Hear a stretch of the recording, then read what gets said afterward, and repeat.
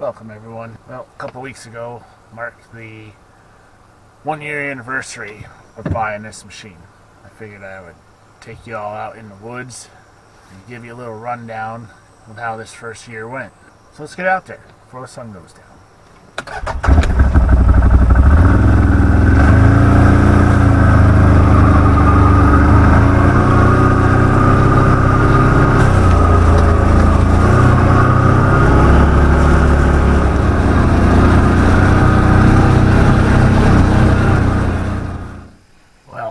We're out in the back 40 here, and as soon as I shut the machine off, I heard something. There's a critter out here somewhere. I'm not usually scared of being in the woods, but I don't have my pistol on me, and I haven't heard this much noise out in the woods in a long time. So I'm gonna do this somewhere else. I'm going to be getting eaten up by a bear. Well, for those of you that have been here for a while, you recognize this buggy, my 2019 CFMOTO Zforce 1000. Anybody who is new, welcome. 2 weeks ago was the 1-year anniversary of buying this machine, so I figured I'd give you a little review and breakdown of what I think and how it's performed. So right off the bat, I haven't had one issue with this thing. The battery went dead over the winter, but I didn't have it on a tender and blah blah. I just bought a new one. 225.9 miles. In those 225 miles, like I said, I haven't had any issues. Yes, there was one issue. I can tell you now that the warranty is up. The day I brought this home, when you back up, you gotta hold that button in. When you're in differential lock, you want to hold that button in because the engine only fires on every other power stroke. That didn't work. So when I would back up, the thing wouldn't get out of its own way. My buddy did some research on that, and we found out which wire went to the computer, and we disabled it. One of the other first things I did, this machine had side view mirrors on both driver and passenger side.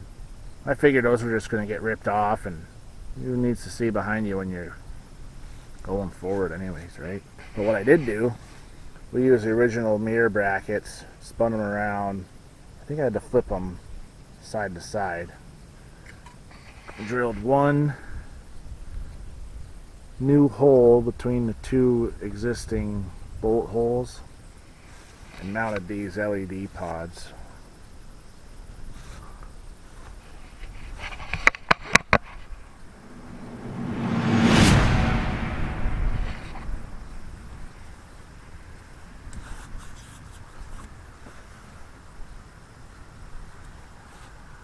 They work pretty nice. Come to find out, a rear view mirror would be pretty nice, but I still think the side view mirrors would get ripped off. So I'm going to get a rear view for inside the cab, just to make sure everyone that's riding with us is still there. That's about all I would use it for. Also, we put those same LED pods on the back, mounted those in an existing hole that holds the roof on.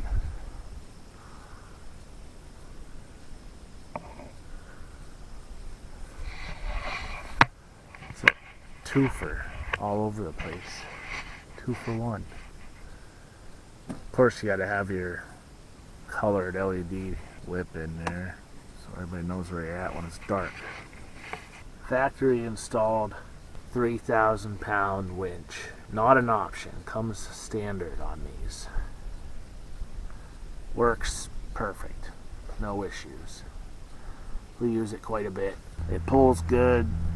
I get stuck with this thing all the time because we drive in deep ruts in the mud. So we're getting bottomed out quite a bit, but that's my own doing. Factory standard 14-inch aluminum wheels. they're pretty fancy, you know, for a stock rim. You can't complain about the way those look. 27 by 9, 14 on the front. 27 by 11, 14 on the back. Stag tires. They dig. They get you through what you're doing. One other thing we did. These doors.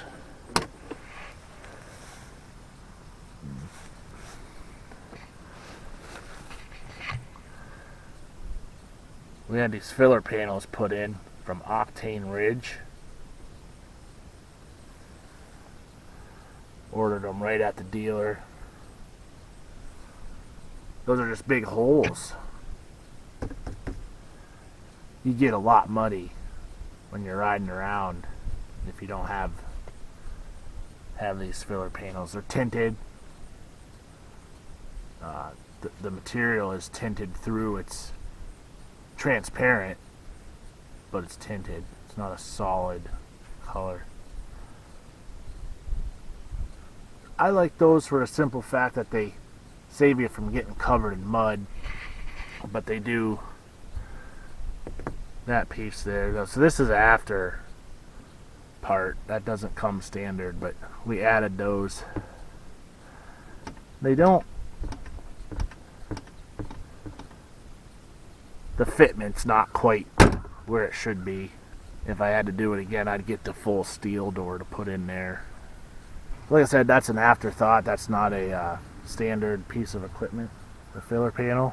It comes with the roof, which is nice because when you're in the mud, those stag tires do throw quite a bit of material straight up in the air, and it all lands on the roof. Now it comes with this cargo net. When you pick them up, this cargo net is down over the box, which makes sense. You can pack this box full of stuff and your cargo net will hold it in there. It's got straps and clips and fasteners. I took and fastened it around the roll bar. That'll help keep debris, branches, mud to some extent from coming in there and nailing you in the back of the head. Also, it's got these clips, quick disconnect clips, you know. They're strategically placed to hold your beverage container so that don't fall out, and you can still access it without undoing a bunch of ratchet straps or something. So obviously any stock machine isn't going to have the ground clearance that you want for what they were designed to do. Ground clearance is average. I don't think it's above. I don't think it's below. I'm definitely going to put a lift kit on that. Probably some 4-inch portals. Then you get the gear reduction, so the tires ain't eating up all your power. One thing I noticed, if you're in mud or a water hole or something, there's a really nice hole right behind the driver's seat. Things made this thing. See the light here? That goes straight to outside. Guess what's on the other side of that? Yeah, drive tire. So when you hammer the gas, that drive tire spins and blows all the water up through that hole. Guess where it lands? Yep. This is under the driver's seat, so there's a couple of weird things in here I don't understand. There's zero purpose for them. Under these, take these two screws out. That panel comes up. It's like a storage area. First thoughts are, oh cool, but why is it screwed down? It should be on a latch or something. It's pointless. So there's also a hole in there. It'll fill up with water from underneath, but the hole only goes down so far and not quite halfway, and then the water just stays in there. So if you kept anything in there anyways, it would get drowned. Another, what you would think is a storage area under the driver's seat. This one actually has a drain hole in it where water goes out, water comes in. So kind of useless space under the seat. That should have just been, this should have just been flat contour under here, because underneath of the vehicle it creates all kinds of space for mud and debris to get caught in and sit there, and you gotta take the skid pans off to clean it. Nothing to talk about under the passenger seat. The fuel tank sending unit is under there. Easy access, just, you know, the seats come out real easy. The winch control is all the way on the opposite side of the vehicle. It can only get about 5 inches farther away before it's as far away as it could possibly be. So placement of where you plug in your winch remote, because it is connected with a wire, which is fine. I don't see any problem with that. I'd rather have a wire remote than a wireless remote.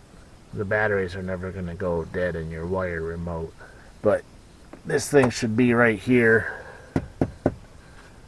or, you know, hardwired into the dash one would be great. But I see on the new model, the Sport 950, that port's actually inside of the glove box, so it makes it even more convenient. Sarcasm. My favorite feature of this buggy is the horn, just because it's fun. Tilt steering, power steering. Oh my god. My biggest pet peeve about this, and it isn't broke, when you switch from reverse to, say, high range, it doesn't like to mesh. You know, you put it in gear, you press the throttle, and the gears just grind and wind, and what a horrible, disgusting sound. You put it in neutral, put it back in high range a second time, a third time, and then it'll, you know, the gears will mesh and she'll take off. I don't know why it does it. The power steering is great. I've never driven an off-road vehicle with power steering before this, and I'd have to say it's quite amazing. Pros. First off, no huge problems. 3,000 pound winch, standard from the factory. Works great. Pro.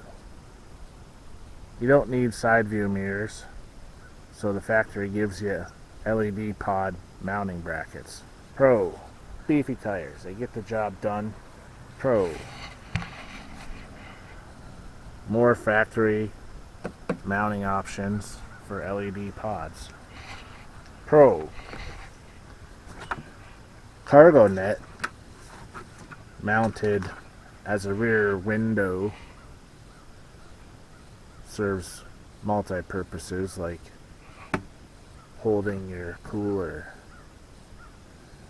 keeps sticks and debris from poking you in the back of the head and giving you a lobotomy.